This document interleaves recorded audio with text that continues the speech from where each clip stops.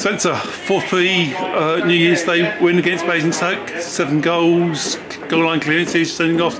Had everything, didn't it? Yeah, it was. I wouldn't say it was the highest quality game, but it was, another thriller that we've had here most of the season. To be fair, I think that's our probably our 4th 7-goal thriller. Nice that we've come out on top at the end. There wasn't much in it. It wasn't high quality. The pitch was a real leveller. I thought, as usual, we were going to have a shocking first goal as much as it's an absolute wonderful strike. We gave the ball away. So yes, again, we're chasing it. Got a bit of luck for the equaliser. 2-1 up. We're very comfortable. Their keeper's made a great save. Just before half time, they've had 5 good minutes where Aidan's done well. But I thought we started the second half very well, hit the bar, but then shocking 5 minutes, very poor defending, and we're 3-2 down again. And have enough of ours done enough work in the last 6 days, fitness-wise? I'm not too sure. But we showed some character. Great to see Connor scoring again. Great cross from Dan, and then we go and win it. And ultimately could have won it by more because of the sending off. I mean, there's a couple of great chances to finish them off. But great entertaining game. Glad there's a good crowd here. Both teams tried to pass the ball and screaming past the ball on the floor. And it was a great advert for football, albeit not the highest quality, and it drives you mad with our defending. But that's been our season really. We do look like scoring goals, but we also look like conceding them, and it's something we've really got to work on in the second half of the season. Is that because kind of players sort of turn off or go through phases, or? Well, it's difficult. I'd love to put the same team out each week, but it's just not happening for one reason or another. I made some changes early today in the game because we were second best for the first 10-15 minutes, obviously a goal down. I wasn't pleased with the centre half, so I changed Adam in there, who I thought was excellent. When Adam went back into centre half, we matched them up as well, and I thought it gave us a real foothold in the game. But the game swung from end to end. As I said, there wasn't an awful lot of quality. Very, very difficult conditions. But yeah, defensively all season we've not been good enough. We're crying out for big 6'4" centre halves, but we don't have the funds to go and do that. And players have been inconsistent all season, and that's the simple fact of where we are. So ultimately I'm delighted that we've shown that character to win one of these close ones in front of one of our biggest attendances. So that's great to start the new year. You mentioned about not being able to start the same team. Jamie Curtin wasn't here today. Yeah, there's been lots of discussions. There normally is around Christmas time. Sadly, attendances, excluding today, have been very poor. The club put out a statement, I think, just before Christmas. And I had a conversation with Jamie, a very good conversation, a long time ago, but also then very recently. And ultimately, he travels a huge distance. We pay him an awful lot of money in expenses because of the distance, and we just can't afford these players. So I said to him he really needed to leave. He totally understood. So money was a massive part of it. But the second thing was he's publicly said he's unlikely to be playing football next year, and we need to build for next season. We need to look at players. We need to bring in lads like Matt Campbell today, who's just been released by Millwall. We've signed Nathaniel Asani, who's just been released from Manchester City. He was suspended today. We'll have a look at him as well. We need to look at people and establish which players want to be here at Farnborough next season. And it could be painful at times. Lads will struggle. But we also want to look at the youngsters. We want to look at Brett Cunningham, who I think has done very well in particular, out of the academy. We want to give them their chance and have a productive second half of the season so that we can move to next year. And I spoke to Jamie and he was fantastic. He totally understood the situation with it. He can't train, and the distance, and the fact he isn't going to play next year. And we said it was best that he moved on, and we spoke to Bishops, and they've taken him, and we wish him all the best. It's been absolutely fantastic for us. Kieran Forbes has gone as well, and we did a deal there.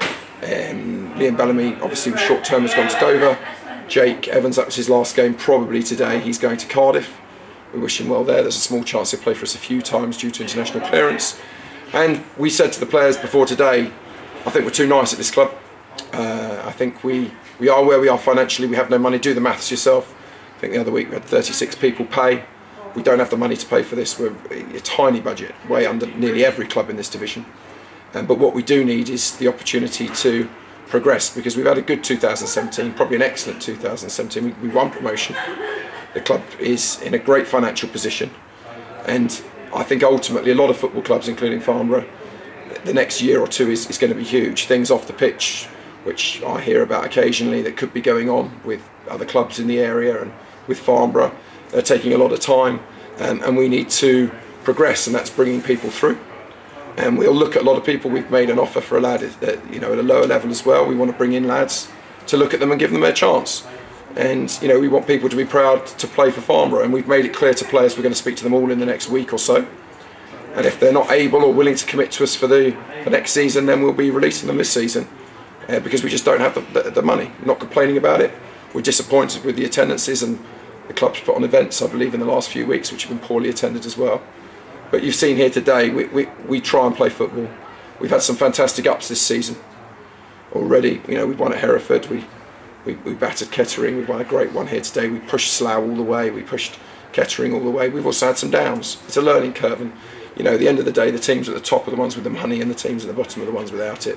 So I think we are where we should be, but we have to understand that, you know, my budget was told to, you know, at one stage we were going to pay absolutely nothing, even expenses. So I've argued that we need to do something and look at your players, and so I've shaken hands with Jamie and wish him all the best, cracking lad.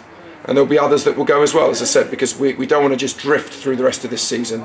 We want to look at people and see if they're good enough.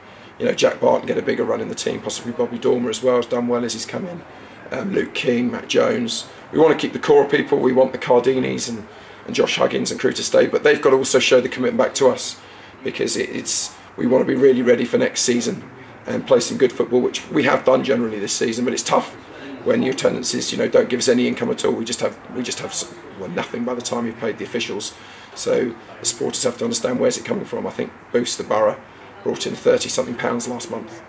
We just can't do it. And you know, we've got a fantastic core of volunteers and supporters here, and I'm glad there was a good attendance today, because we're giving it our all. You know, some of us, you know, put a huge amount of time and put some money into the club, and you know, we're giving our absolute all for it. But we're not the only ones. Lots of clubs are suffering, and the overall structure of the club moving forward, I know, with whether it's 4Gs or developments or whatever it might be, it's being looked at carefully, I understand, and we've got to push on with the council. I suppose that's what the club's doing, but we need to be positive for the rest of the season. There's been ups and downs, but it was a great 2017 when you step back.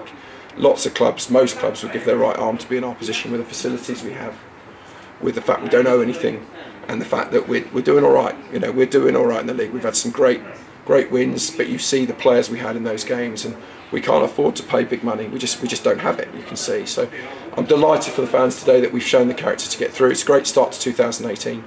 I want to wish all our fans a, you know, really great 2018. The volunteers, as usual, have been absolutely amazing. This game was seriously in doubt today, and they were in here. So we've got to be positive. It's been a good year, and we need to build and consolidate and look at who we want for the rest of the season and for next season and moving forward, and look at people, and we'll go from there. Okay, thank you very much. Thanks a lot. Thank you. Bye.